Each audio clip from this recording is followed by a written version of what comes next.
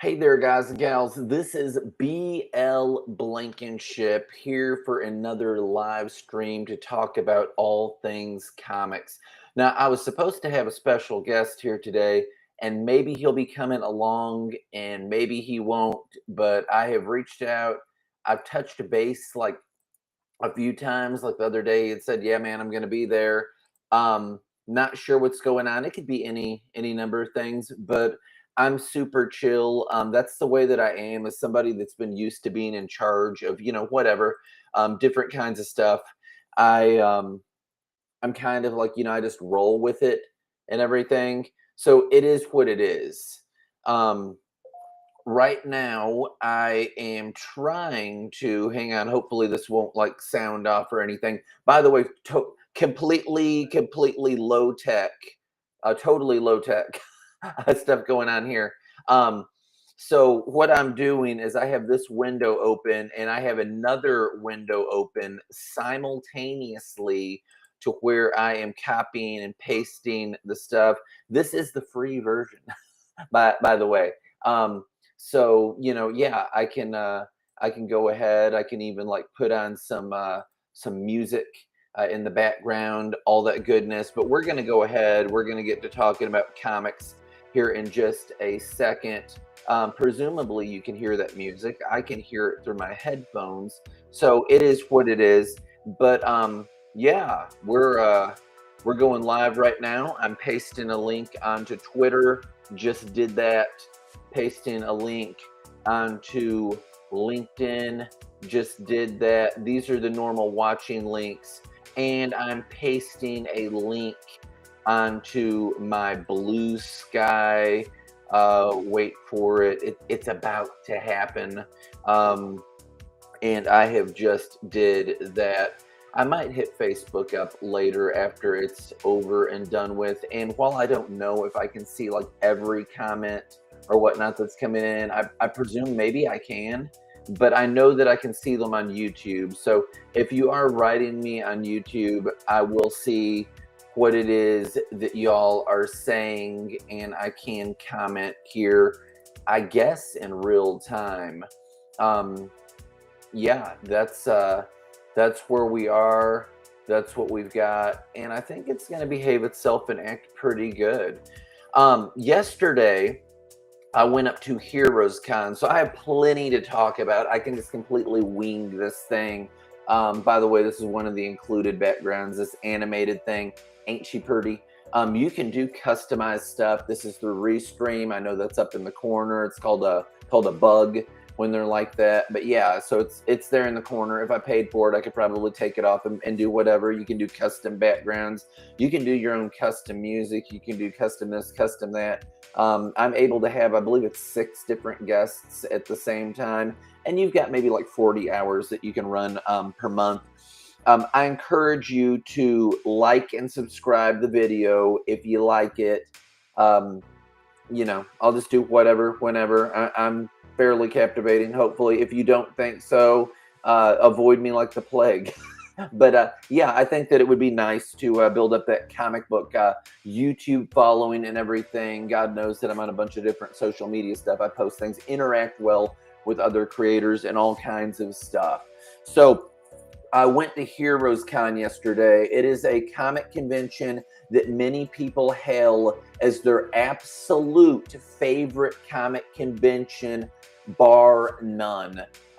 It had a ton of people at it. It was really big. It was like Louisville Convention Center big. This is in Charlotte, North Carolina. It's still going on today. It's a 3-day event.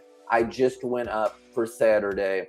And if you know me, you know that means that I drove 4.5 hours there and then later 4.5 hours back and was on my feet perpetually the entire time, except for when I went up to the second floor to get a Bojangles at their little, like, inside the building, Bojangles restaurant. Absolutely wonderful, by the way. I got to sit down. I was talking to some people prior to that, and I was shaking all over. And it's like I'm gonna collapse or something. I'm getting dehydrated. I haven't ate anything but a king size almond joy bar that I stopped at my one bathroom break, gas station stop during the entire drive as I was swilling coffee like a wild animal.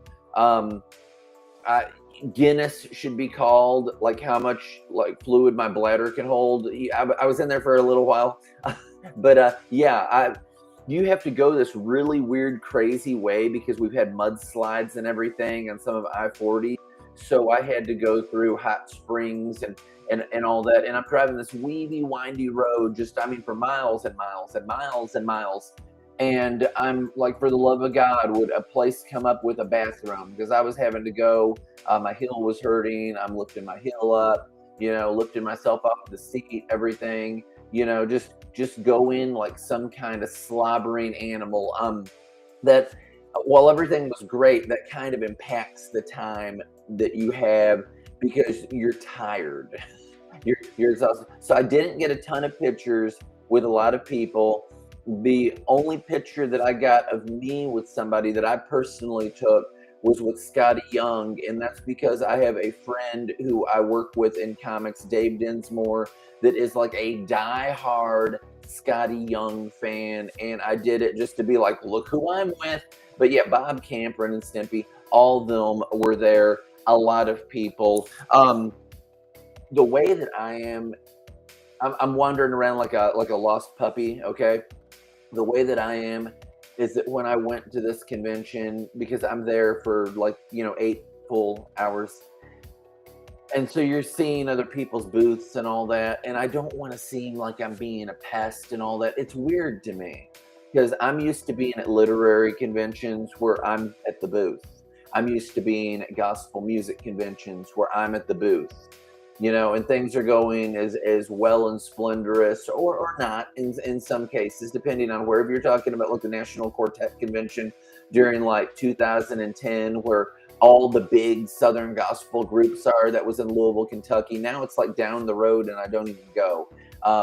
I kind of put that, aside when I was pastoring a church, and that story I'm not even going to go into. But yeah, you got all the big names there. And so as like the tiny, guy, you're not really getting as much even though you can pack out buildings in certain places because people know you and whatnot. So, I'm used to a completely different dynamic. I'm used to just like go. And I have a place to sit down, and I can sit down for a while. And nobody's like saying, hey man, come here and sit down in my booth and all that, which is fine. But it's just like, tired. And I'm in my 40s now. I'm 44 years old, y'all. And it's not like it was when I was 20, like a squirrel. So as much energy as I seem like I have, it's not nearly as much. And even if I'm not acting like it's getting to me, though God knows if I was in my 20s, I'd have on cowboy boots the entire time. I'd say it don't matter if it hurts, it's about looking good. And my hair, I would work on it for 45 minutes. It was glorious. That's before it migrated down to my face and everything like that. So yeah, my experience is a little bit different, and it kind of works with the way I think about comics. And I'll just go ahead and share some of that, whether my guest comes on or not. I got another guy that was interested in coming on, but it's been some back and forth. So I kind of don't know what's going to happen. Anyway, let me just talk to y'all. So the way that I am, and I had not a lot, but I had, a decent number, in a backpack of comics that were with me. And the comics that I had with me were comics that I'm like, hey, I'm going to go ahead and I'm going to get these comics signed. And there would be people that were not at their booths, some, they'd be out like, drawing stuff for people or whatever. And they'd be coming back later, taking a break, what have you, all kinds of stuff. Or there would be people that, I was trying to keep a budgeted amount of money that I was spending, and I wasn't wanting to like beat them over the head with books to sign. So I'm not going to show you all front covers here, but this is a stack of comics that I had with me that I let me just show the backs of them that I did not get signed.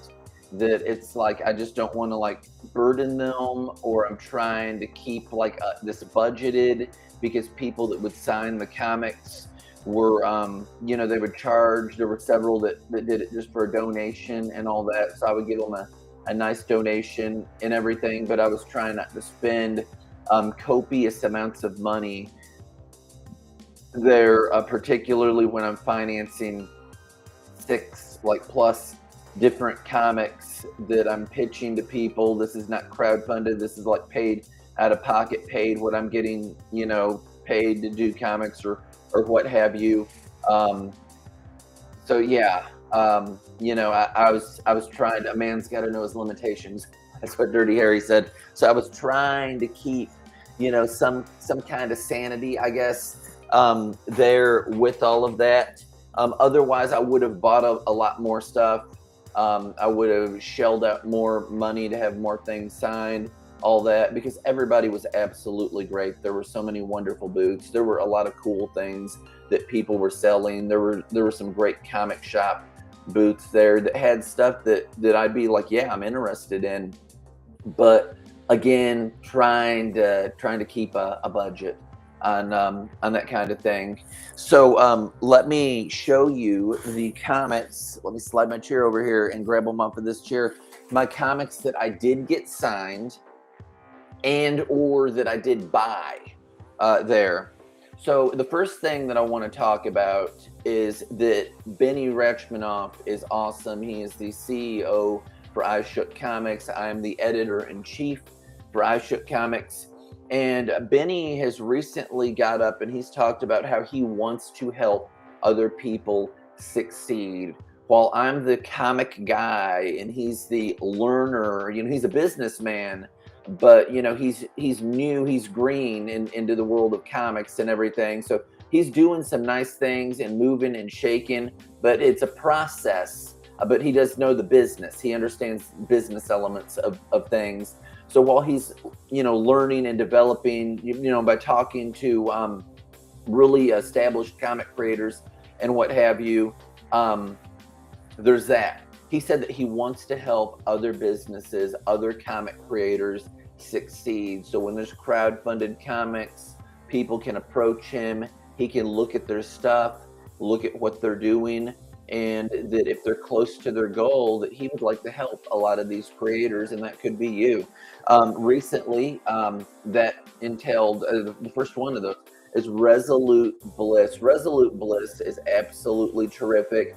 This is their tour edition book that they have, but this is a comic that they were going ahead and that they were getting crowdfunded here. It's thick, it's got lots of stuff in it. They were super nice, and they autographed that and got a copy from me and a copy for Benny. And I have Benny's copy, so I'm going to be writing him and saying, hey dude, what's your address so I can mail this to you? All right. So went ahead and helped Resolute Bliss. If you were watching that I Shook podcast, you know, not to say that he would be willing to do this number before, but we're talking $300 to finish their campaign. They were that close, and he's like, just 300? It's like done. And it happened, and it paid off their campaign. So my man brought the heat. Benny did, and he helped Resolute Bliss. So glad to help them. I want to say too that I appreciate them and everything that they do, and that Nirvana Comics does here in the local comic community where I live. Knoxville, Tennessee is notably, notoriously, infamously, famously, whatever, one of the bigger comic book communities of fandom that you have. We're bigger than Atlanta. We are bigger than Nashville. We are bigger than Pittsburgh. We're so big that there is an outcry that people are talking about. They need to have this huge real life like Comic-Con. And yeah, we've got fanboy stuff and all that, but you know what I mean? I mean, more like the one that I was at with Heroes Con, more like a Baltimore, a San Diego, a New York, whatever kind of Comic-Con thing with comic publishers, with comic writers, with comic artists. We've got 4 stores in the area that get big name people, and the crowds will not stop. Joe Quesada was just at Nirvana Comics. We've had Mark Spears, Gail Simone, all kinds of people. You look up Nirvana Comics, you look up Comics Exchange, you look up the Golden Age 1942, that one's in Maryville, the other two are in Knoxville. You look at Crypto Comics and Carnes, they get some artists and all that too. And we all communicate with each other. So comic book fans from all around the area will line up at like midnight for these stores. The lines will not stop. Autographs are going out. People are paying for signatures. People are paying to have things drawn. People are paying for comics, all kinds of stuff. Big time things. Where in the world is Todd McFarlane when the heavens are crying? Get down here to the Knoxville area. And all y'all other creators, you know who you are. Those stores that I named, those 4 stores, are stores that you want to be in contact with. And there's a whole bunch of other ones. Just because they're small doesn't mean that they're not good. That they're moving and shaking. They're doing all kinds of different stuff. And if we would all come together in this area, we would have one of the biggest Comic-Cons that there is in the country based on all of that stuff alone. Resolute Bliss is working hard with other local creators, which I'm huge on, to make each other stronger and more capable as indie creators, as writers, as artists. A lot of talent comes out of the group that meets together, that started up meeting together at Nirvana Comics. It's one of the bigger sitting spaces, that one, and then Golden Age 1942 in Maryville. They're 2 of the more roomy stores. They're like the bigger stores. The other ones that I named that get people, they're like normal size. They're like good sized and everything. But I mean, things are moving and they're shaking. They're hopping in Knoxville. Anyway, that's Resolute Bliss. And that's the first thing that I got. Went ahead and finally got a picture. Talked about it for promotion. Rick, Brad Motion, thank you all so much for everything that you're doing, and everybody else that's involved in that company and these inner workings that we're doing. I'm honestly pretty green, even though I'm such a go-getter, and even though I'm so competent in so many ways. I published 5 different books, 4 of which are still available in 2024, which was my first year in comics. But you all get that means that I'm still kind of green, even though I have like the whole literature thing behind me. So I'm a good writer. I'm known as a good writer. People publish me in anthologies and all kinds of stuff. I've got like street cred there. Written, published over 100 songs, got street cred there. So I have like a lyrical, poetic quality. I know what flow is in writing from that. And then before that, as a teenager, you know, I was like a poet. I started writing songs when I was 18. And I would like contact, you know, like poetry.com and all that. And you'd get in like the little vanity press books and whatnot. But yeah, so, you know, been writing for a while there. I had another creator on the show that is an indie comics guy. His name is Von Coleman. And I want to support him, man. I want to support that type of stuff. Recently, there were some bigger name people online that were comparing the quality of his work to Marvel and said that there's absolutely no reason that this man should not be knocking it out of the park, that people lined up down the street to see him and buy his stuff. So I will be reading and reviewing this soon. This is a pretty thick, filling book, by the way. But he went ahead and he signed it. Super nice guy. We finally got to meet and everything. I totally think that this character is somehow based on him. They both have the amazing like hair and all that. I remember when I used to have the amazing hair, but again, I haven't lost it. It's just migrated down to my face. So I got a pretty beard, whatever. Wow. Let me take a drink of tea really quick. My third comic that I am showing you that is famously a Neil Adams cover is Phantom Stranger from their second series in the 1960s, issue number 10. And if you're wondering whose signature is that on there, where's that signature at? It's right there. That is Mr. Jerry Conway. The man was absolutely amazing. He was only there yesterday, Saturday, a living legend in comics. The lines were like as long as they would be for Cedar Point. There was a dude that I was next to in line that I later saw that he said that he had to stand in line for 3.5 hours and that it was worth every bit of that. Me, where I was there for the one day, I said, I'm just going to after I waited like an hour, I said, this line isn't even moving. I'm going to have to step out of the line. I'm going to run around and I'm going to see other people and I'm going to try and hit it later in the day. It worked out gloriously. There were still people to see him, but I mean, they had like truckloads of comics and they were super nice. The whole comic community is super nice. The creators and the fans are like, and they're like, how many things do you have for him to sign? I said, just one. They're like, man, I'm not going to make you wait just to have one thing signed and all that. And again, I had cash money that I was spending and whatnot. And I'm like, do you take credit card? And somebody's like, he just takes PayPal. And Jerry Conway has it going on. He's like, we can do Square. He's like, I can totally do this. And his assistant was like baffled at his like skill with it. He was rocking and rolling. Jerry Conway can teach you a thing or two. But anyway, he went ahead and he signed this thing for me. I'm very thankful. Big Phantom Stranger fan. I had a lot of Phantom Stranger stuff to be signed. Not all of it got signed. I have the entire 2012 series. I've got the entire 1980s series, pretty well. I mean, all that type of stuff. So anyway, Phantom Stranger number 10. I'm just going to go ahead and show you these next 4 Phantom Strangers all together. What is that? 4 and 5, 9 and 10 of the, let me just, does anybody know? Mr. Jay Lee. Jay Lee, super nice guy. It was wonderful meeting him. He did a great job. I swung by later at the table because he was like neighbors to Jeff DeCal, and I really like Jeff DeCal's work, but he was really busy and engaged talking to somebody. It's so fantastic. I just flipped through one of his books, and I was going to have a conversation with him and all that, but I didn't want to interrupt what was going on there. Again, I try not to be overbearing or whatnot.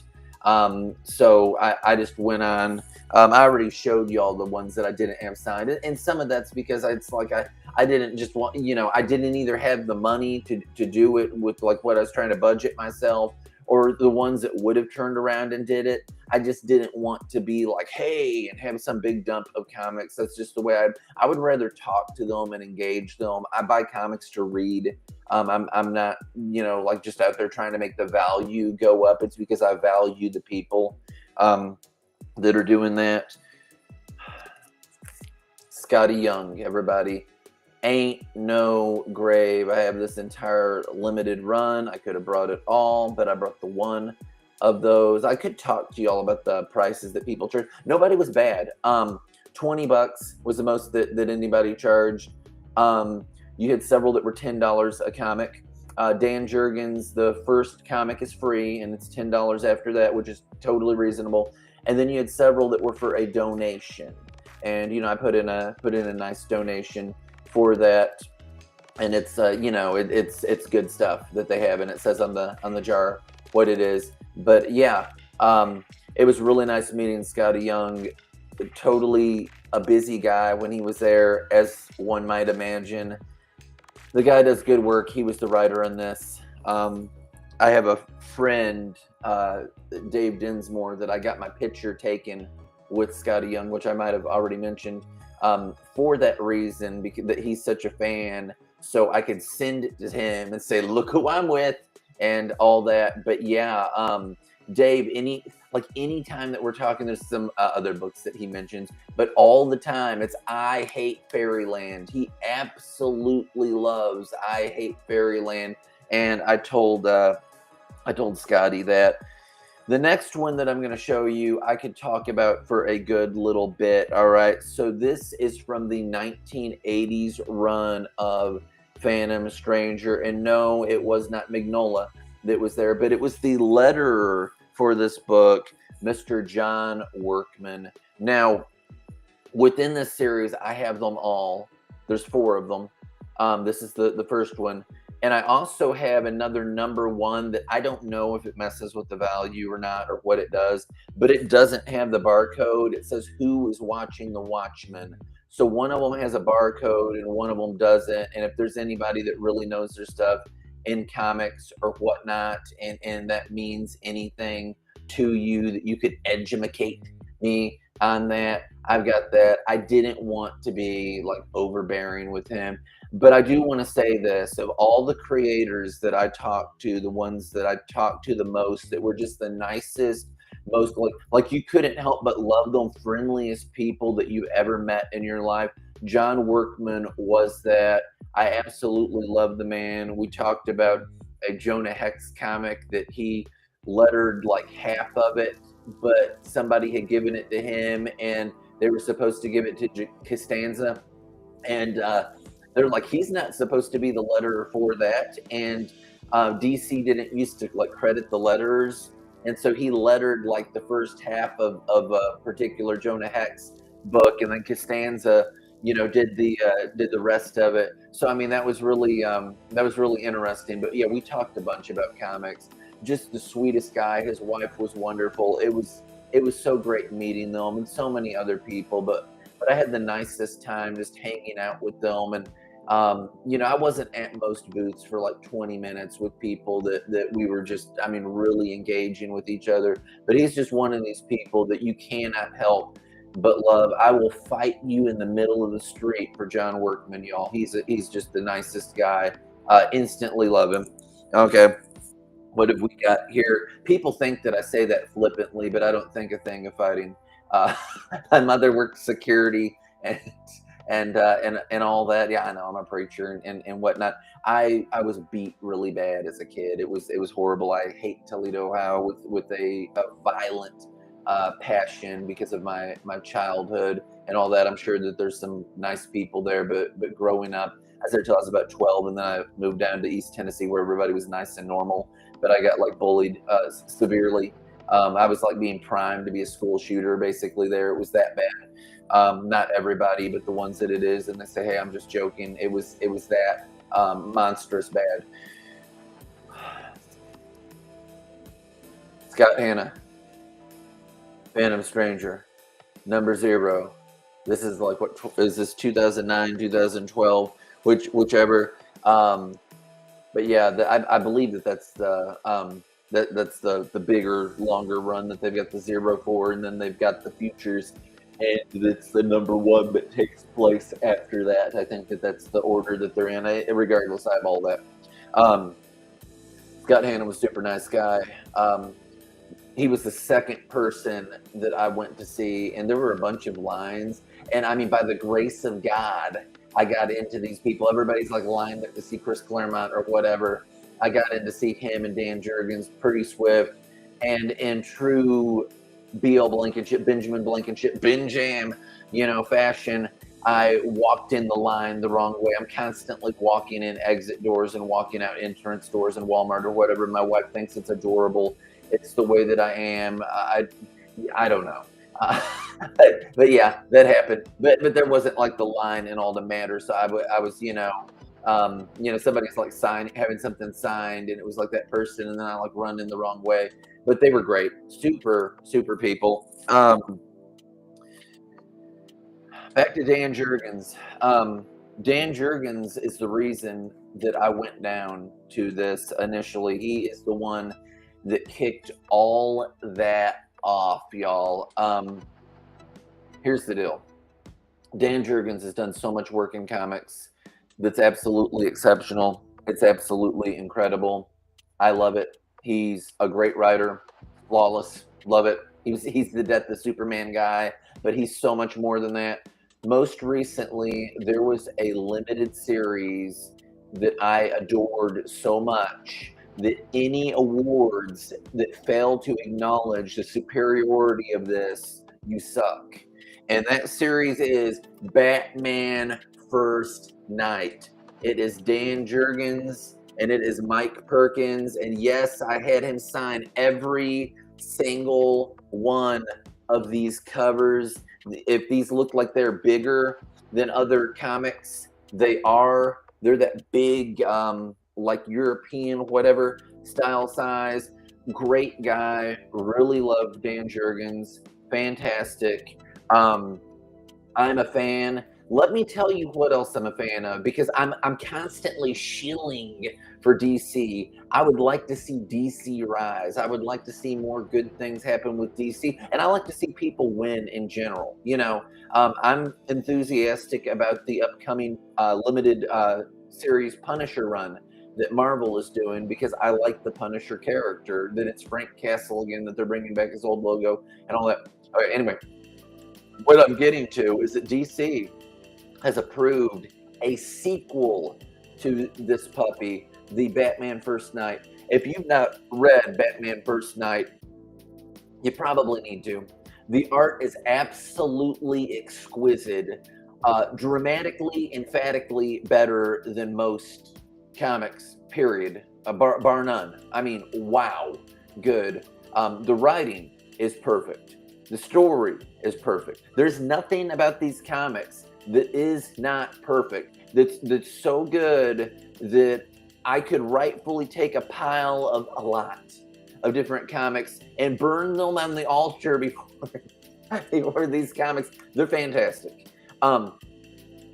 There's going to be a sequel to this. It takes place in the 1940s. This comic does. I don't know what the sequel has involved in it, but if it's a sequel, I'm assuming it's the same world. It's the old school golden age looking Batman. He's got the purple gloves. He's got the longer, pointier, gothic devil ears. He's driving in the red, like, gangster car, the very first Batmobile. There's people with Tommy guns. You've got a guy flying a biplane, shooting the machine gun from his little, like, Red Baron-looking biplane across a bridge in New York at Batman in this book. You've got these Frankenstein-esque monster villains in this book. You've got, like, classic old school looking movie star lady that likes Bruce Wayne in this book. I'm ready for my close-up now, Mr. DeVille. That kind of feeling going on in this book, these 3 books. It's made into a trade paperback, by the way. So there's a few variant covers for these, and you can get them. And I got them right when they came out, and I was legitimately, like, so impressed with the first one that it's like I'm getting them all. I'm getting all these guys. There's a trade paperback. There's also a special art edition that does not have any words, if it's still available, by Mike Perkins, and that is made by Panini Press. So it's in black and white. It's the pen and ink stuff, special collectors, hardcover stuff. It's not cheap. It's over $100, but wow, it's it is what it is, and they're a limited run. All kinds of good stuff. Absolutely fantastic. It was wonderful meeting Dan Jurgens. And again, because I like that limited run so much, I decided when I saw that Dan Jurgens was going to be there that I am going to Heroes Con, and I'm so glad that I did. This comic, while it's signed, I was asked, do you want it signed on the inside or the outside? Super old school. It's signed on the inside. It says to Lee. Lee's my middle name, and I know you thought it was Danger, but Mike Barron signed this for me. And I did have many other Mike Barron comics. Again, the same with all the other stuff, but I thought I don't want to just do like some dump, have like 1,000 pounds on my back, look like I'm out of the Pilgrim's Progress and it's my burden. Somebody's got the reference. But I didn't want to have all that stuff and be like wham and sign all these. So I thought, let me just go ahead and bring this. And he asked me, he said, where do you want me to sign it? And I said, I'll let you decide. It would be cool. It'd be cool to like sign it in metallic there. It'd be cool to sign it in black on any of the white stuff. He signed it on the inside for me. It's all good. He may very well be addicted to my wife's pecan brittle. And these guys that I'm mentioning, they got some of the goodness of that pecan brittle. A lot of them did. I was where I've been like at comic tables before, and I genuinely care about people. I thought you get hungry, and my wife is one of the best candy makers, if not the best candy maker on the entire planet. It's nuts. It's not just good. It's like so stupid good crazy. I mean, people line up, crazy good.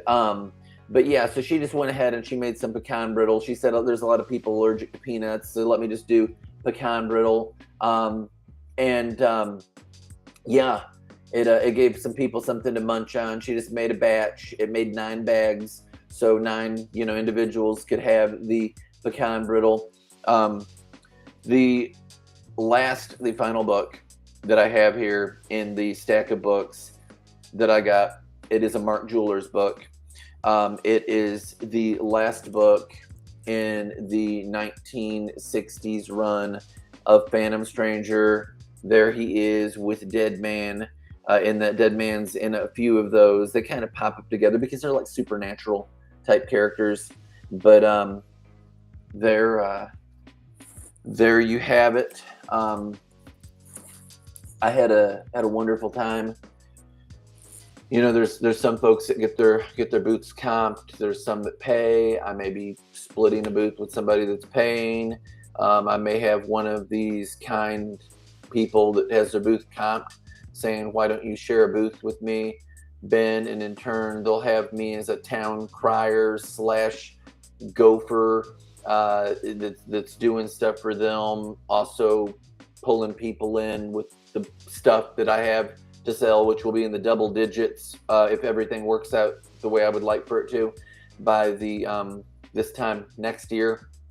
I tend to sell peanut brittle and maple bacon pecan brittle and all that kind of stuff that my wife makes. She comes with me when I'm at conventions, so that would happen too. I highly attribute that in the fact that I sell most of my books for like $5, even if I'm taking a little bit of a hit on some of them when I do big like things like this. To the fact why within like literature that we outsell even a lot of the paid guests that like lines come in. So yeah, I tend to suck people into booths like to the point that it would be of high value to have me there. And then while they're seeing me while I've roped the customers in, it can be like, hey, let me tell you about what I do. So maybe that'll happen with some of these creators, but I try. I don't know how that would transition at Heroes Con, because again, you've got a lot of like really big deal people.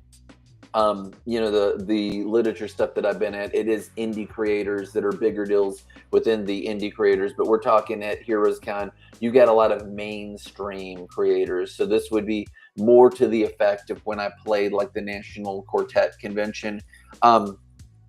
Talk for a few more minutes since I ain't got a guest on, and then I'm just going to get off of here. I hope that y'all are enjoying anything that I've said. I hope that it's been entertaining or productive to you.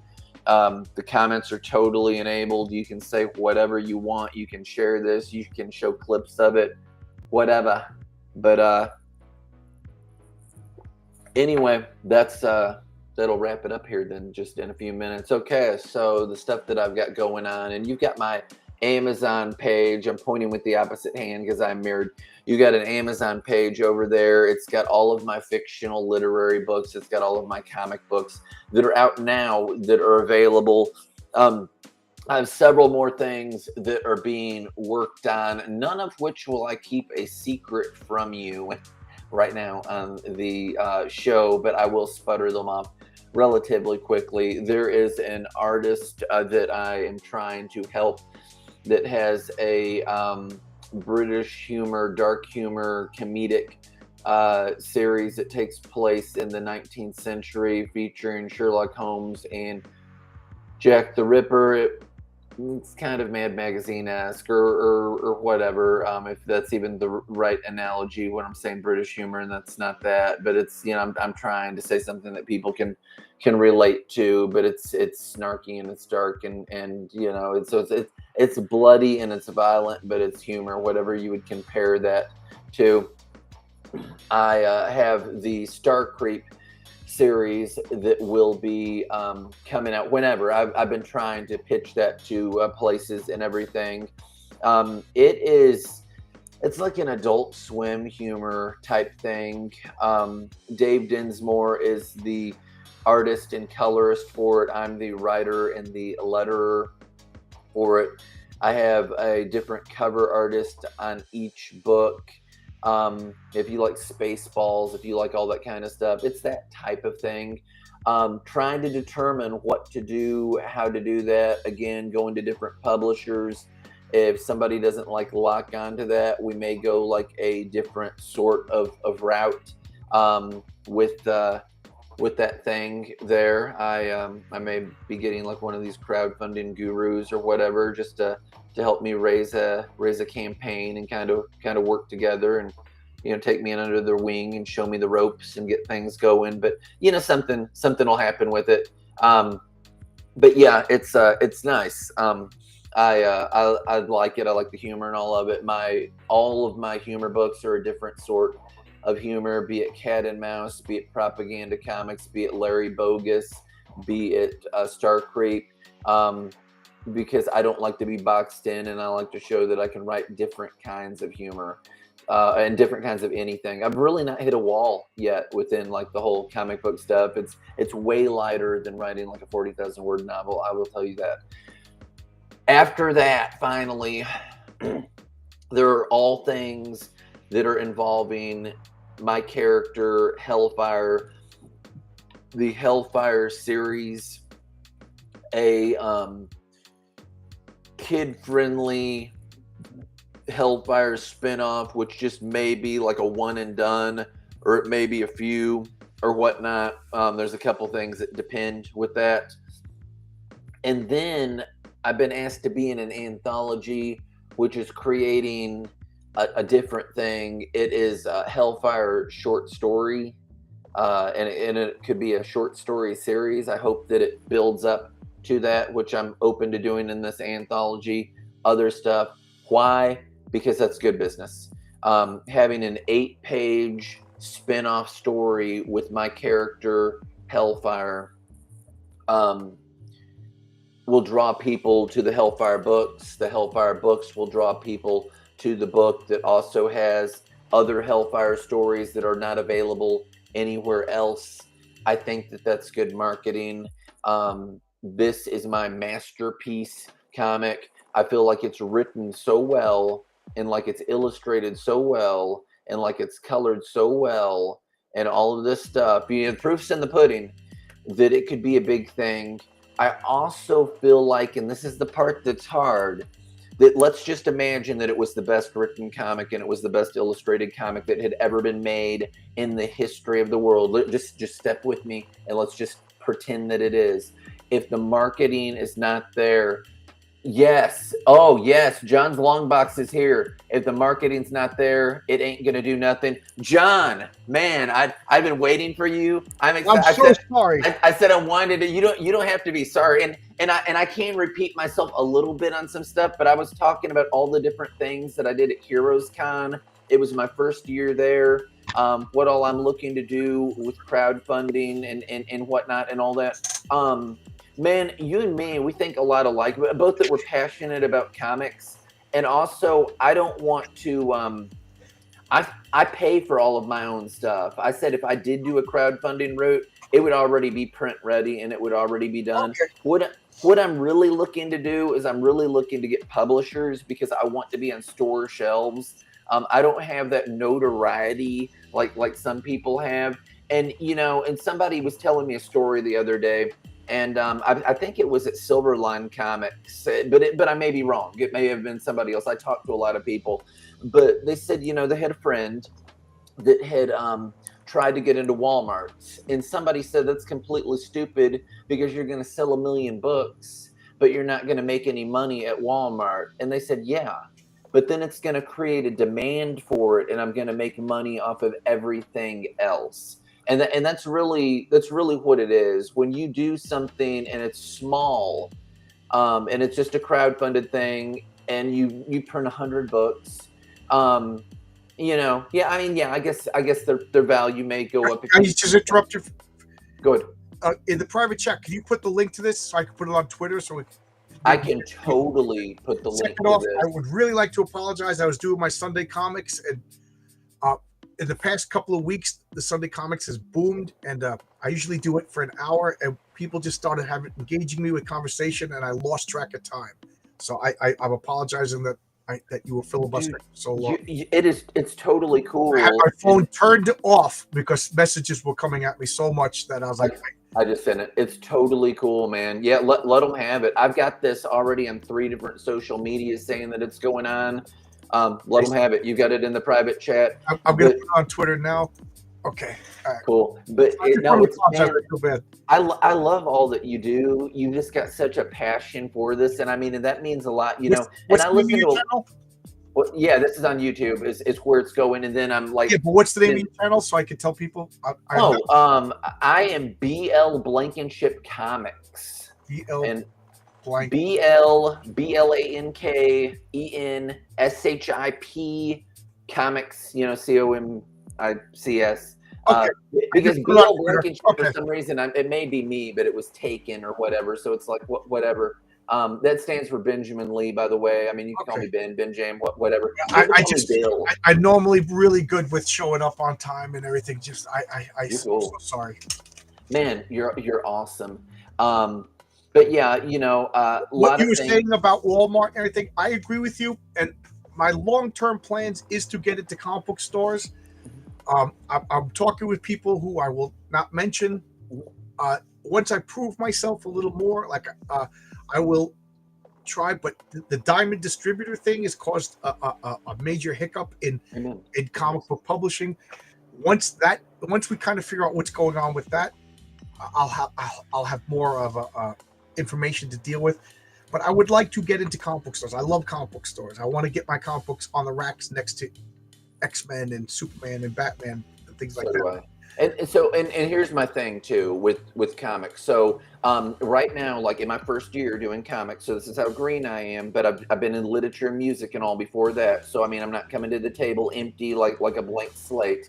So I can get it done, and I'm a guy that does that. I put out 5 different comics, published 5 different comics. Nice. One of them had to be pulled because Zorro is trademarked. Even though they liked me so much, they wanted me to start writing Zorro literature, but they wanted it PG because my Zorro was basically R-rated because he would hunt down child trafficking pedophiles and kill them brutally. He would chop off their heads with a machete and everything. It was glorious. People loved it. Was it set in old Mexico? Yeah, I don't like modern Zorro. It was set in old Zorro is, to me, Zorro works best in its time. Like, I don't want to read modern Doc Savage either. I want Doc Savage set in his time. Amen, man. but yeah, so aside from that, they were all humor stuff. But I thought, let me just kind of get my toe in the water, show that I can do this. A lot of people, a bunch of professionals, I don't want to like name them all. I'll say that Gail Simone's like, you know, what you're doing works. When I see people doing what you're doing, they start to make it, because my thoughts were this. I thought, if I'm going to get into comics, one, I want to network with people in comics, which is why I'm so big on LinkedIn, because it's a professional networking site. You know, where comic book creators are. You know, Twitter is middle school. You know, there's normal people there, and there's a bunch of fans on Twitter, but you have like people that want to argue and all that. That's not like a thing on LinkedIn. I never did on Twitter. I never blocked, muted, or anything like that until like the past 6 weeks. Uh-huh. Yeah. And the fame.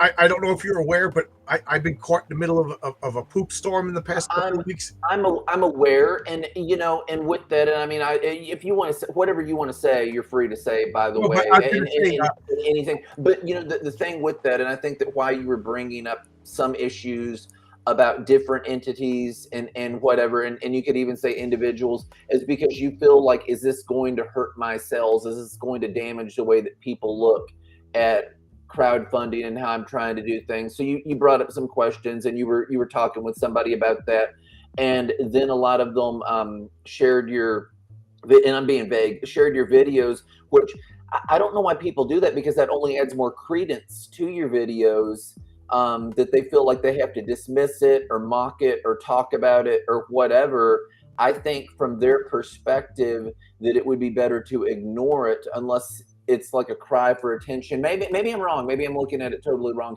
But there's a lot of angles to look at stuff, and like you, you know, because I heard you say this, and we think alike, and you had somebody talk about the different business model they were coming from. I want people to have a good experience, and if I ever was going to crowdfund anything, it would already be print ready and done. There would be zero risk of them not getting their stuff if they paid for it. It would, you know, if it was like 25 of these books, like a meager 25 that I was going to order, and I would abide by what I said. By the way, if I said it's a limit of this many books, you know, because it's, you know, it's people that are trying to make money off of it, it would really be that. I would burn the rest before I would lie about that. I would show me burning the rest, you know, but you know, I'd order that minimal number and all that, so people wouldn't be taken. I think, and you know that besides comics and all that too, that I've got a background in ministry. So I believe in transparency. I believe in good communication. I believe in honesty. I think that that's what you need in a business. That's what you need in anything, because nobody wants to feel like they're being taken advantage of. But yeah, so you know, I've got some books out. I've got some books coming. You've got the same situation coming, and man, your stuff looks so cool that I saw you showing the Mary Sue character. You get this fine looking cosplay model. I was like, man, she's good looking. That sells books. That goes through. Yeah, that just happened. I asked her if she would model a T-shirt. She sent me photos. I showed them off. People like, you got to make a cosplay cover. Yeah. Oh no, totally. She's absolutely beautiful. You know, I was like, that's the cover. That's like the shut up and take my money, you know, cover. I mean, I don't know if she models professionally or not, but she used to. Yeah. Yeah, I can see that she totally could. I thought that, you know, it's like, is this a hand painted thing? And you're like, no, that's like a person. It's like, you know, most people aren't that attractive.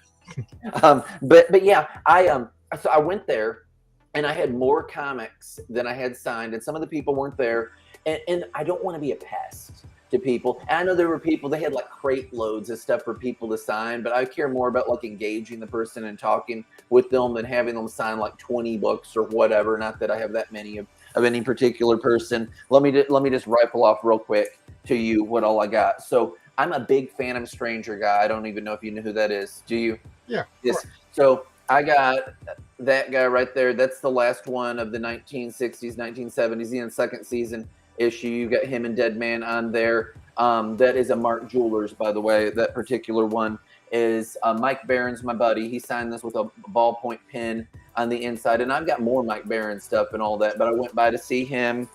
Dan Jurgens is who made me want to go there. Yeah, I love Dan Jurgens. Oh, he's awesome.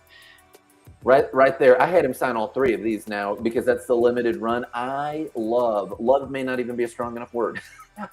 The Batman First Night stuff. It's set in the 1940s. He's driving the original Batmobile, which is bright red. People are shooting at him with Tommy guns. It's got Dick Tracy-esque villains. Somebody's in a biplane shooting stuff. Frankenstein type monsters. Beautiful old Hollywood looking women.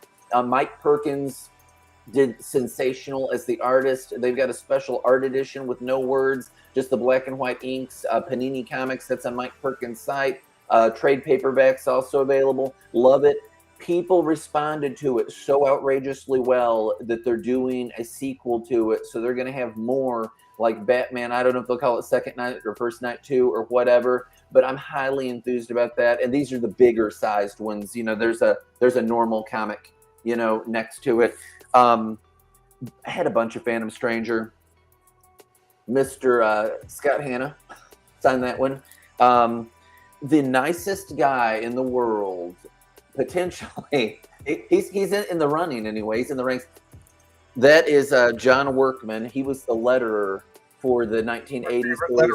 We had a great time talking. Mignola is the one that wrote all of these, and I have all four of them. Plus, I've got another of issue 1 that says "Who's Watching the Watchmen" instead of a barcode.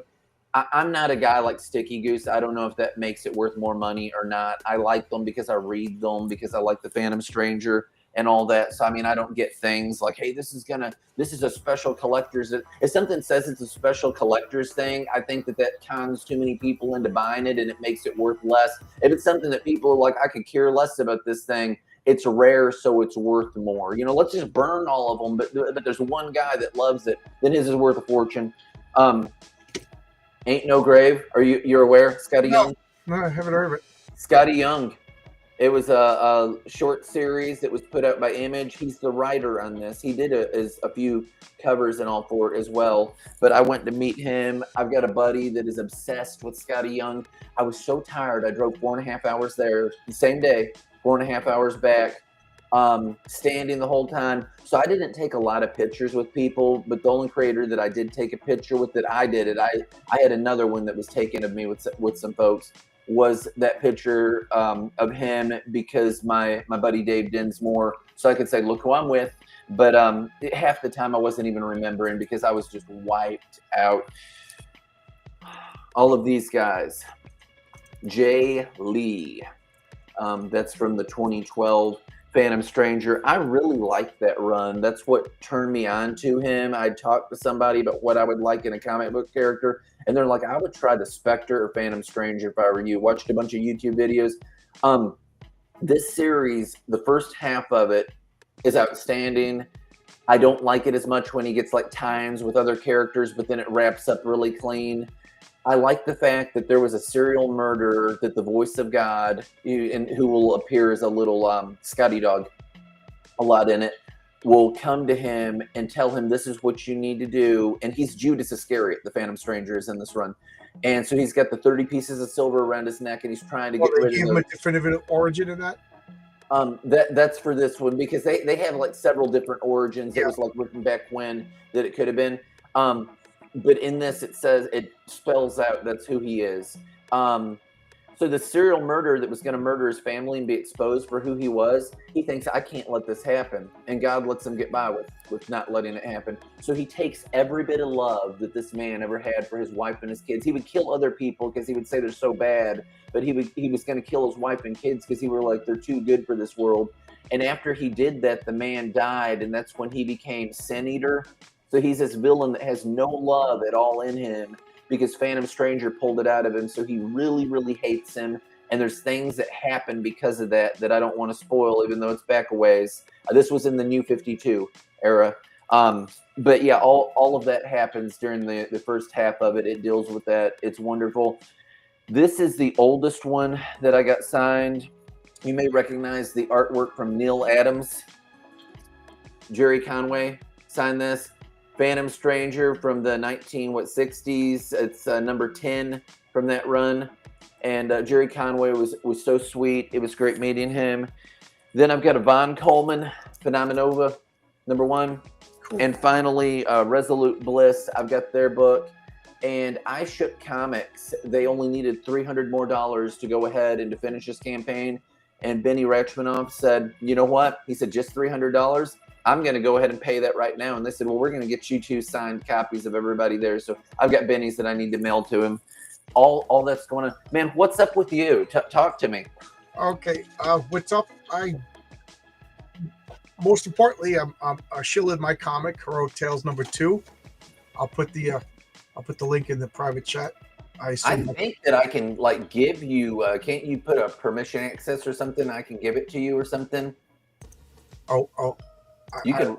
I don't know. Restream this well. Private chat. So here you go. You got the public chat. I'm trying to think how that works because people have did that. Okay. And, here you go. If you you can share. Yeah. And I can click add to screen. Yeah, I didn't realize this was the same as StreamYard. I think this is only like my second or third time on. Totally cool. Yeah, it's I'm used to this. I made StreamYard once. This is my comic. This is Heroic Tales number 2. The first is also on Fund My Comic. You could get that You could get that right now if you want, but you could get a bundle deal. So anyway, this is Heroic Tales number 2. It's 40 issues of I call it Blue Sky Bronze Age comics, meaning it's an homage to Marvel in the Bronze Age. So it'll have characters with like what I call realistic weaknesses, and it'll breach the gap between Silver Age and Modern Age. So to me, it's that sweet spot. So it's going to be superheroic action, but it's not all dour dreariness and deconstruction. It's what superheroes are supposed to be, in my opinion, with wonderful art by Rendell Rodriguez.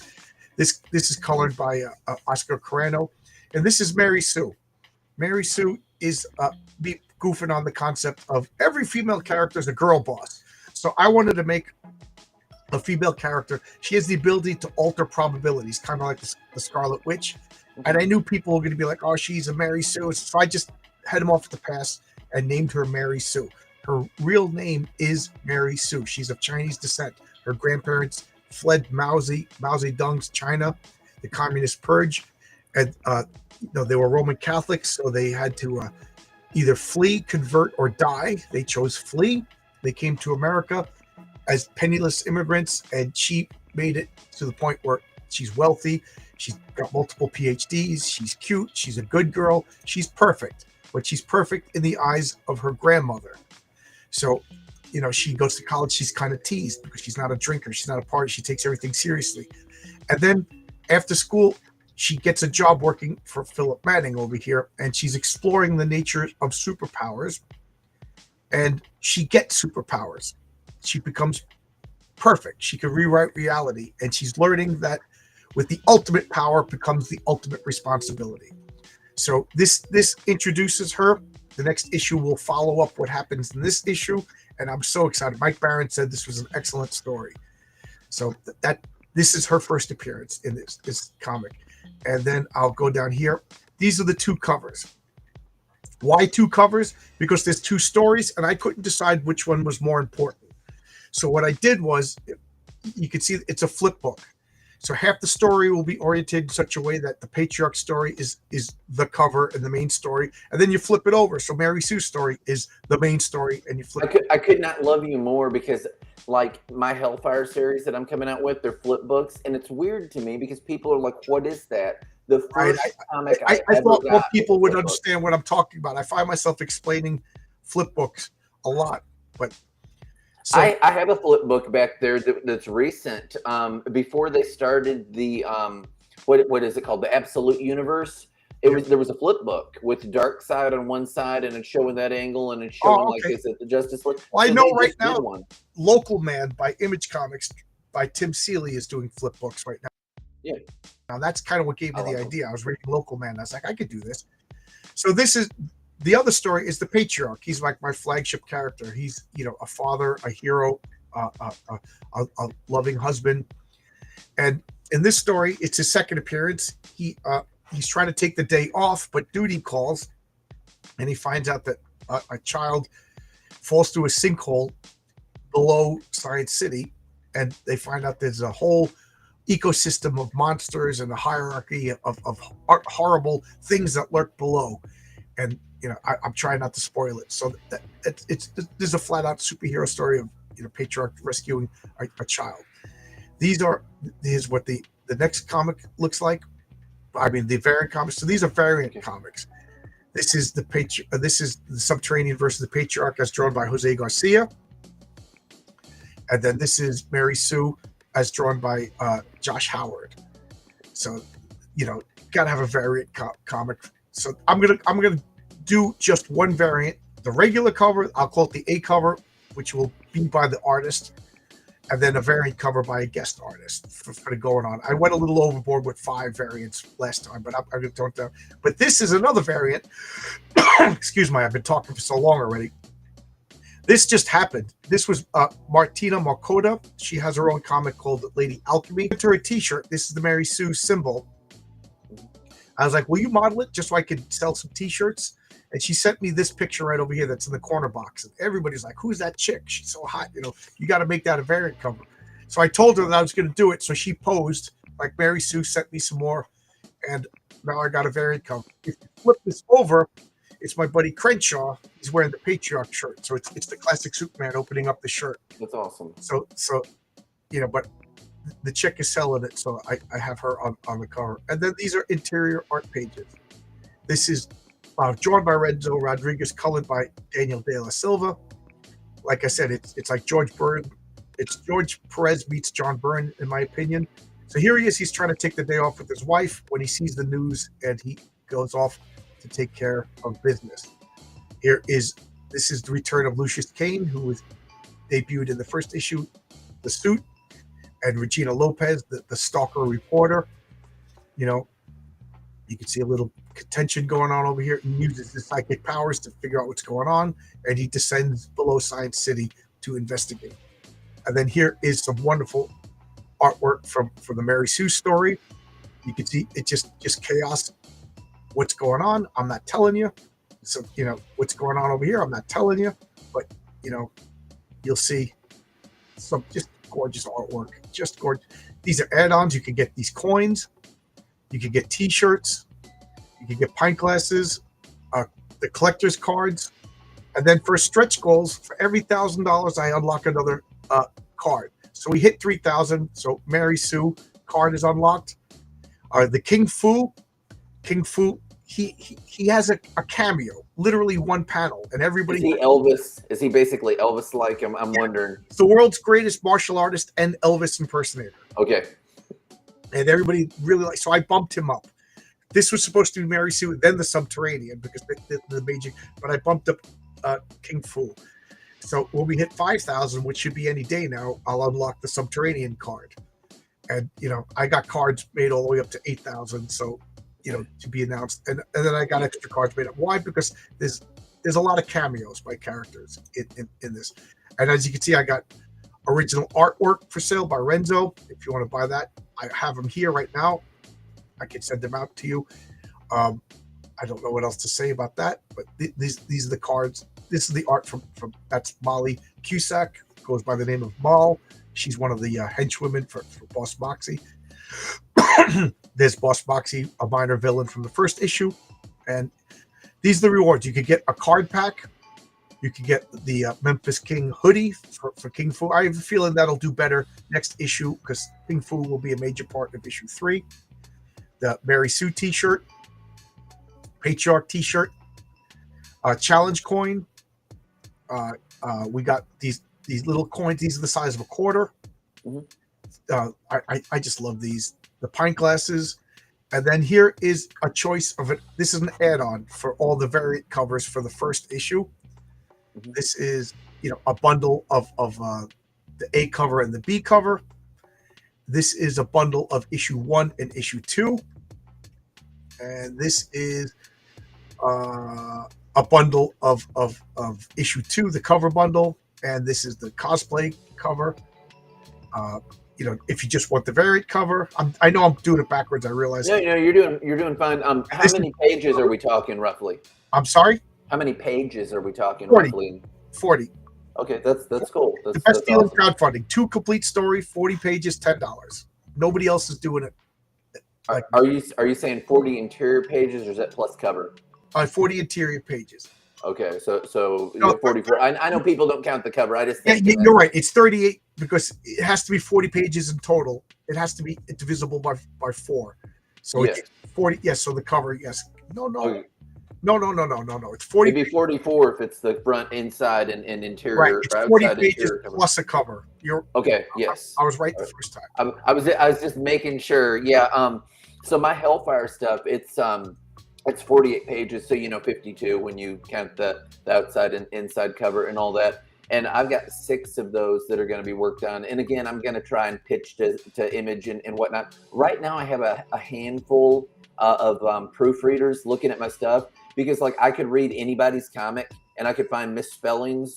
But if it's my own comic, absolutely, I won't. Absolutely. I've been joking that I'm going to offer people a no price, but I spotted 3 typos in issue number 1 because I edited it myself. And like you said, your brain fills in the details. So now I hired an editor for issue number 2. So there shouldn't be any typos.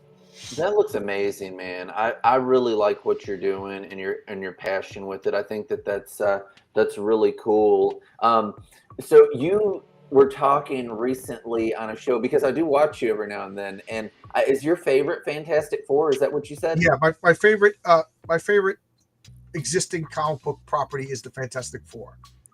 Yeah, I've always liked the Fantastic Four. I'm cautiously up. Actually, I'm not even cautious. I don't think the new movie is going to be any good. For a while, I like the look of it, but the more I hear of what's going on, so I want it to be good. I'm cheering for everybody's comics to be good. I'm cheering for all the movies to be good, but because of what's been going on, I lower my expectations so I can only be, Yeah. you know, We're on the same page. So the way that I am with comics, with movies, with anything like that, if I think I'll enjoy it, I'll try it. If I see that I'm not enjoying it, and if I'm reviewing it, I'll say, but I won't build a house on a hill of discontent. I'll say I don't like it, and then I'll just stop getting it. And so I won't it's not like a year in advance, because you have these people that like build that up. It's like a year before the film comes out. I hate this. I'm going to tell you every week what garbage this is. Now it came out. Now this episode was garbage. Now this, just don't watch the show then. right. I had good expectations for the Thunderbolts, and I feel like I was justified because I enjoyed the Thunderbolts. I thought it was a nice movie. I'm not planning on watching the Fantastic Four. If people like it, that's great. But I mean, I just don't feel like I'm going to enjoy it. Right. I'm super excited about the Batman I got kind of in trouble for talking about like complaining, and they're like, "Well, you complain." I said, "Well, there's a difference between, okay, I don't know. Phil Moskowitz makes a movie. Phil Moskowitz is the guy who gets beat up a lot. He's my hypothetical guy that I have. So Phil Moskowitz comic book comes out. I don't like it. I usually don't talk about comics that I don't like, but if asked or for whatever reason to make a point, I'll say Phil Moskowitz comics I didn't like because of A, B, C, D, and E. And then I move on and I don't talk about it. Maybe I'll bring it up again, but like my problem is dwelling on all the negative. Like I didn't like what was first? Infinity Gauntlet was first. I loved Infinity Gauntlet. I hated Endgame. I liked Endgame. So my here's this point. Good. This was my favorite line, and I believe it was Endgame, where Thanos is like, what does he do? He kills Vision. Is that Endgame or is that the other one? And then Scarlet Witch. Oh, Scarlet Witch. Yeah, she comes up to him in Endgame, and she's like, I will destroy you. You ruined my life. And Thanos looks at her and he says, I don't even know who you are. Yeah. And I'm like, that's like the best. That's my moment right there. Because the delivery of it just comes up in like some kind of an arrogant way. And I'm like, I'm surprised that has not been used as like a little clip that's thrown into to more stuff. He knew who Iron Man was. I guess that's because the Avengers were being talked about outside of Earth.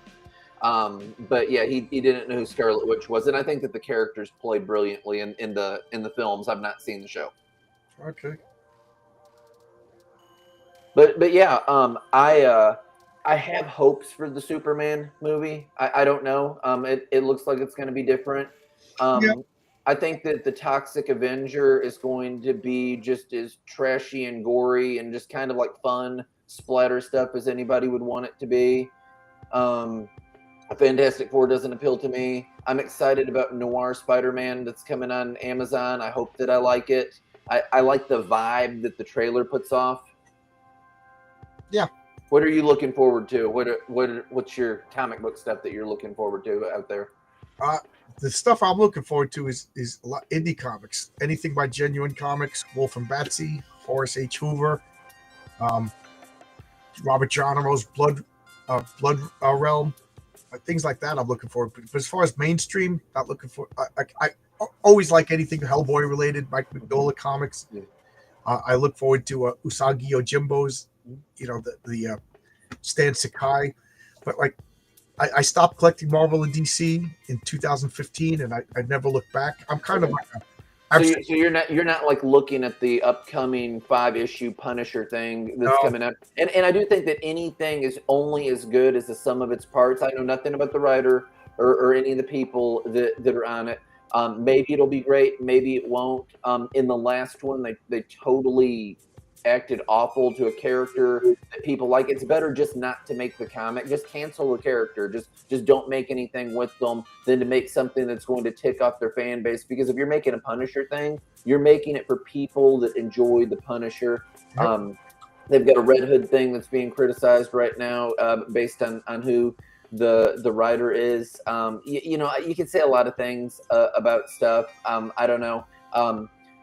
writers get hired by editors, and I think that you have to look at the editor's overall stuff and say, you know, what did they do? Because the same editor could possibly turn around and say, I want to hire B.L. Blankenship, which honestly, I think if I would get hired by Marvel or DC to do anything, I think not just the fact that I can write, but that my temperament would help because I'm so velvety tongued, and I get along well with people and all that. I think that I would be fantastic for PR.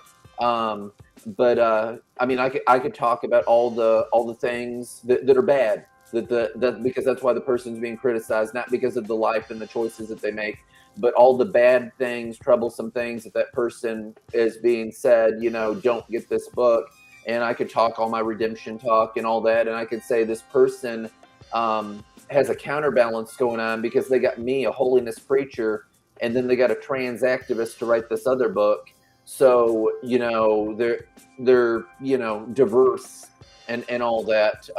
So I mean, you would have that because we don't think a lot alike or whatever. It's just if I don't want to read something, I don't read it, and if I do, I do. And if I think I don't like it, I'm not gonna get it. I'm looking forward to the Dan Jurgens thing that's coming out again because it's fantastic. Yeah, I love Dan Jurgens' art. It's just, to me, it's just classic, pure superheroes. And it reminds me of the age that I'm trying to homage with Heroic Tales.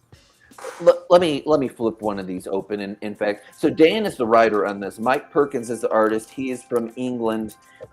Just so you can see how good I'm saying when I'm like, this is like the best art. It looks like that in the book. Yeah. It's got kind of like very art school, classical kind of stuff going on. I need to interrupt. Tonic Ball is in the chat. Tonic Ball is you asked me what am I looking forward to? Anything by Tonic Ball. He has a wonderful comic called Saving the World.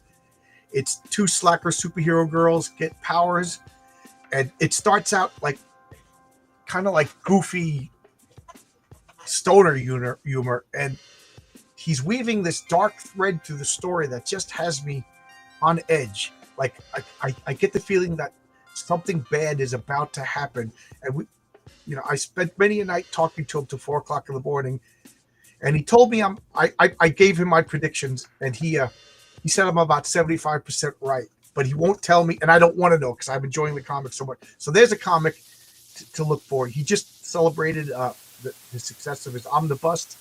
It's all 12 issues in one big honking volume. So there you go. Check out Tonic Ball. And Tonic Ball, what's the name of your website? Tonic Comics with an X. Tonic Comics with an X. Check that out. Yeah, and Edwin was in there earlier. Now, Edwin had contacted me, and he's like, man, we need to hang out, which nobody ever really says that to me.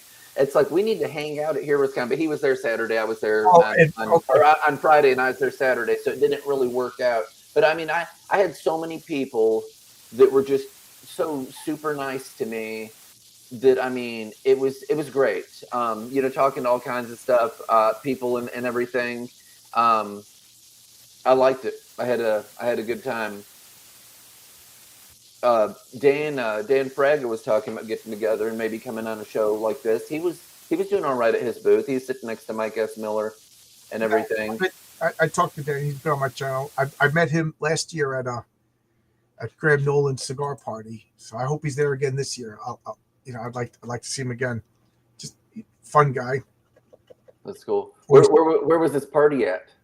I forget the name of the convention, but it's a comic convention in New Jersey. Okay. And then, I'm trying to post a link and nothing. Now, Benny, that's his thing. The I Shook CEO. He is a cigar guy. I don't smoke. I don't drink, but he likes the cigars a lot. Benny does. So he would be like, I think he probably knows a thing or two about it. Graham Nolan hosts this party, and it's after the convention. Everybody just hangs out, drinks a few beers, smokes cigars. I don't smoke either, but I went last year with Jesse Blaze Snyder. We drove together. That was a lot of fun to be in a car trapped with him for hours. Just one of the most interesting people, and I got to meet all of these people. It was so cool, so much fun. And Dan Fraga was there. He had back injury, so he wasn't really moving around too much, but I enjoyed it. It was good. I hope to do it again. That's very cool. Yeah, I see a lot of indie comic things rising, and I had talked about it earlier before you'd come on. Resolute Bliss Publishing is an indie publisher, and they live near me. They're in Knoxville. These guys are, and I'm a go getter. You know, I mean, I'm hopping all over. So if you're talking about like who's like cranking out comics and all that, I'm not number one. Resolute Bliss, those guys are out ahead of me. In many ways, not just that. I mean, you can tell they really know their stuff. They've been to all the cons. I mean, they're just like so deep into it that I could learn a great many things from them. You know, they could take me to school, but they said we want to help other indie creators, and I really believe that we're stronger together when we stand together than just like one dude, you know, standing over there. And they want to help like all the other indie people. They want it to be bigger than just here, but to like expand across the U.S. and maybe even the globe. But it's working out nicely. They've got an anthology that's going to encompass all of the local folks. They sold 40,000 books of the last horror anthology that they did, like PG-13 though. I'm I'm almost like evangelistic with it, you know. With I go to comic book shops within a 3-hour radius of Okay. me, so I try to create like a circuit of comic shops to go to, and then I'll tell the other people this shop will have creators in to do stuff because I have this big music background, and in music, what you have like habitually and it doesn't even matter if it's secular or gospel, you have the same thing. You have people that want to go on national radio and do national radio releases, but they could care less about building up their hometown following. And you need to build up your local following. And I thought a 3-hour radius, which is essentially the size of the state of Ohio, that's a good local following to go with. So where I live, which is just outside of Knoxville, I'm in Harriman, Tennessee, Roane County, Roane. You've got, let me think, Lexington, Kentucky, Asheville, North Carolina, Huntsville, Alabama, Marietta, Georgia, just outside of Atlanta, so just the outskirts of Atlanta, and Cookeville, Tennessee. So if you had a map and if you put a little pin in all of those places and drew like a little fence around it, that is my 3-hour driving window that I don't think is too far for me to drive to the shop for a day, set up, sell comics, and to drive back. And I'll just say this from the creative end, that's better marketing than anything else. I'm not making an absolute killing when I go to any of these places. You know, maybe I'll make pretty good and maybe I won't. But what I do is with every single person that purchases a comic, I'll snap a picture with them. I will put it on every single social media thing that I have. And that's just good marketing to get yourself out there to show that people are physically buying your books. And it just makes you pop and shows that you're working for that and that you care. So I mean, you know, some of them will do it for like they'll get like $1 off of your sale or whatever, and then others will just let you set up. But you're kind of like a to-do, and it's people that want to help a local creator. And different books sell different in certain places. When I was at Town Square in Gallatin, Tennessee, they had a lot of little kids that came in with their family, and it helps that I have one book that's like a totally kid-friendly book, like, you know, that's geared like that, because people that are in comics want to get their kids in comics, and you do not have a lot of good choices for that. So that's a good angle to do. I know that Ripiverse is doing that with that whatever that is with the green glowing ball and whatever. They've got like the kid friendly thing, and they may be doing more, but that's the appeal on that side of things, that you've got a thing that kids might get into. So yeah, you know, you've got all the crowds, all the audiences. I think that they market themselves really well. I think that Iconic, that I see a lot of good stuff from them. My favorite Iconic thing is Soul Finder. I really like Ernst's book a lot. It's like my flavor and everything. Like everything about it. Again, it's like he's catering to me with this, and it's done so well that I mean I applaud it heavily. Yeah. What do you like that's going on in the indie scene? Do you have anything that particularly like jumps out to you that you're just like, congratulations? As far as what? I'm sorry, my wife just messaged me about lunch. What were you saying? But my wife was like calling me, and I like, can't talk right now. I'm doing a podcast. Just text me, so I don't know what's. I kind of know what's going on. It's what do you want to eat? Yeah, Yeah, so yeah. Right now it's Heroes Con in Charlotte, and I was invited to go, and I just couldn't go. I couldn't take off work. I used up all my time off. I was injured at work, Oh. so I missed 6 months worth of work. But I would have liked to have done that. What's exciting going on? Like I said, Dave Brink's Genuine Comics is exciting. Wolf and Batsy by Brian Bow is exciting. Horace H. Hoover is exciting. There's so much good. Tonic Ball saving the world. There's so much good stuff. I'm scrolling through my list to see what is out there that I'm just okay. Here's good. Like Michael Bancroft's got some stuff coming out. The Lucent, I think he's going to launch his next comic next week. Irene Strakowski. Oh wow, I actually said her name correctly for the first time. Fiendish. I can't wait for that. There's so much good stuff. Wayne Desper's got the Mythicals. Vaughn Coleman's got Phenomenova. These are all interesting, fun comics that, like I said, I'm kind of catching flack because I'm not interested in the new Marvel and I'm not interested in the new DC. But you're allowed to like what you like, though. I mean, that's right. That's but you have a comic book channel, because I always say, what's going on in Marvel? It's been 10 years. Well, how do you have a comic book channel and you don't know what's going on in Marvel and DC? I'm like, yeah, valid point. Yeah. Well, so here's the thing with Marvel or DC, because they are the big two, because they're big. But I think that when you cover something that's big, that because it has so much eyes on it and so much attention on it, that it is an attention grab. We're in a difficult place in indie stuff. So if I say that in like retrospect to like artists, all right, you have Inktober, right? And when you have Inktober, people are drawing Batman, people are drawing Superman, people are drawing Spider-Man. You actually even have Spawnuary, where people just sit around and they draw all the Spawn stuff and all that. And of course, that the hope, because this happens huge on like LinkedIn, but it happens on other stuff too. That the hope is that maybe Marvel, maybe DC, maybe Image will hire me, and maybe they will. But here's the thing.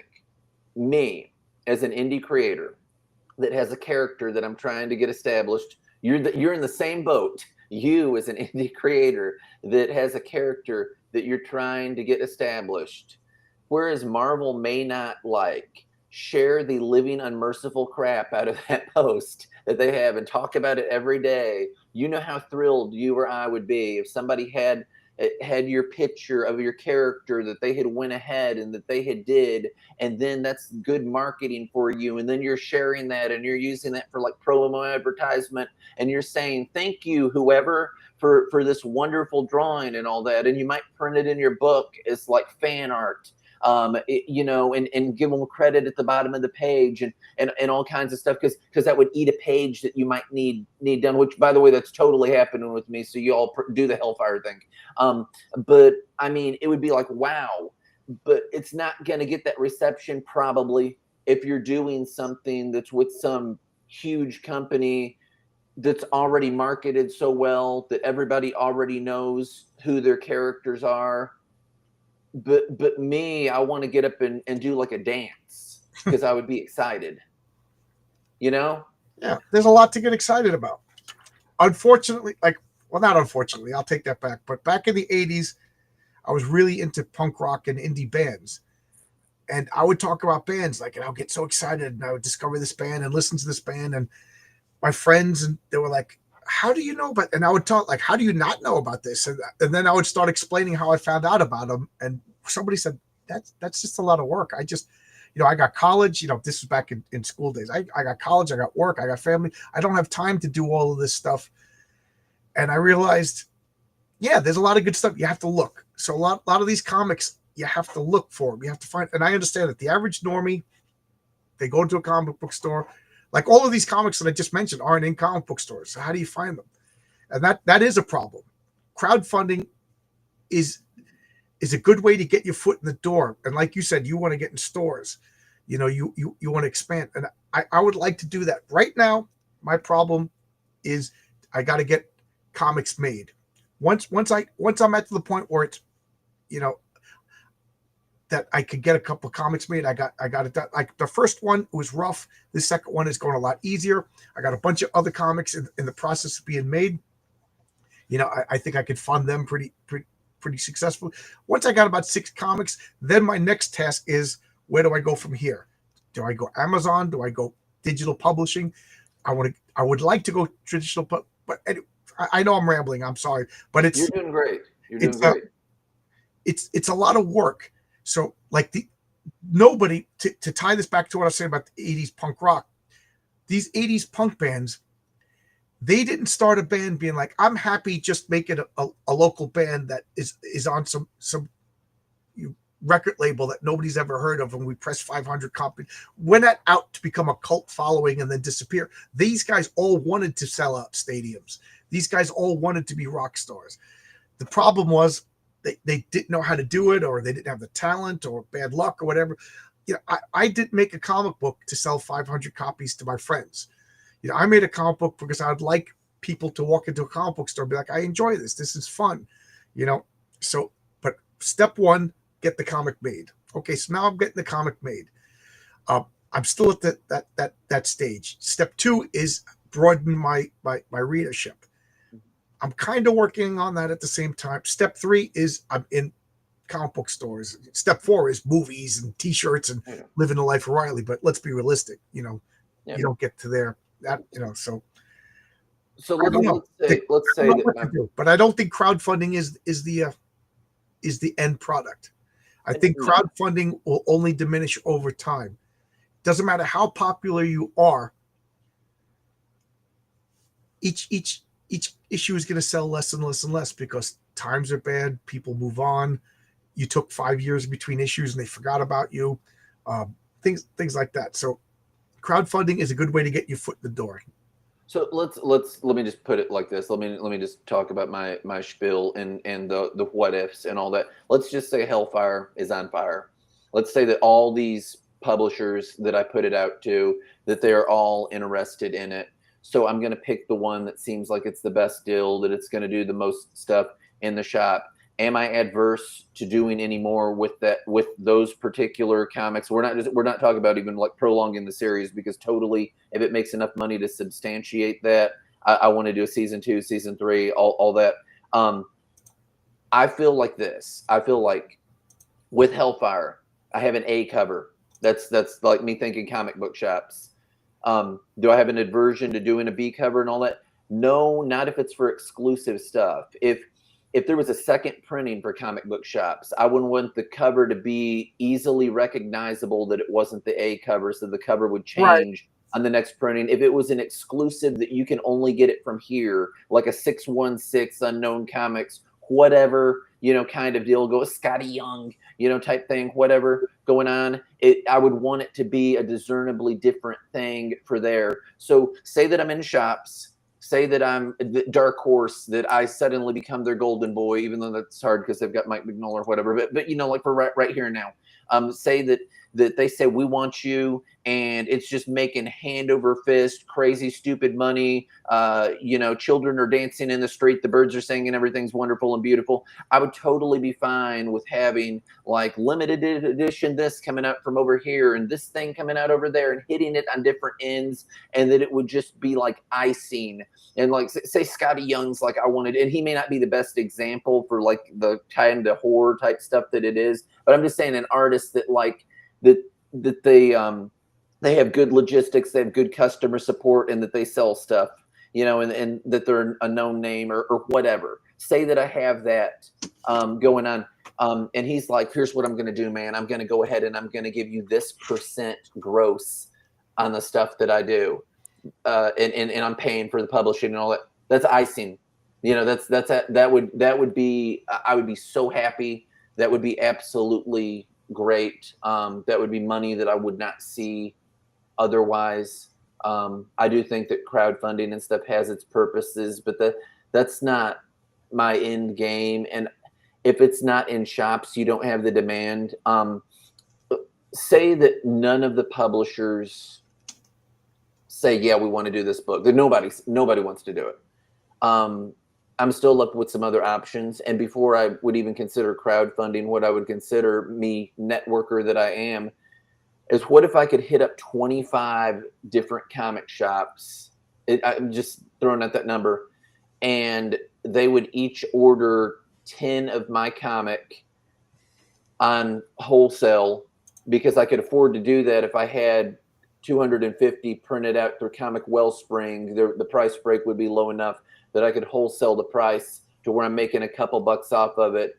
And then they're physically in comic shops. That, or if I could get somebody, which might even be more practical for you based on where you live and connections you might have, if I could get MIDTOWN Comics to say, we're going to get on this, because they've got like the most navigable online store that I know of in like internet comic stuff. And there's other people that do, but like MIDTOWN Comics is like hot stuff.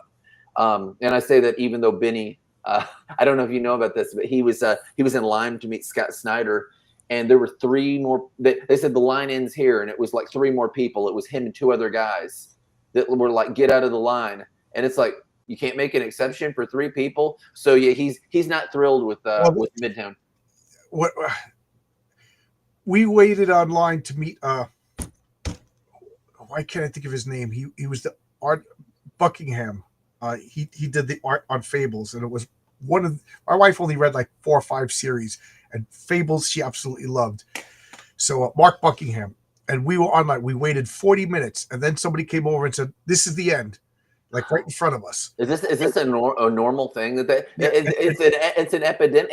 And some guy was like really mad. And Benny doesn't like know comic stuff like I know comic stuff. Some guy like went off. He's like, Third Eye treats their customers better than this. Third Eye would never do this. I've never been at a comic thing where they're like, get out of here. Yeah. So my wife just made such a disappointing face, and there's a lot. So my wife talked to him on his own forum back and forth, and she has a unique name that I'm not going to repeat here. Mm. So I just said, "Hey, this is so-and-so from your forum." And he went, "Oh," and he waved her over, and he stood behind, and he finished talking to, and then he turned around and talked to her. That's it. My wife lit up. He's autographed. He talked to her. He remembered her because it was a personal.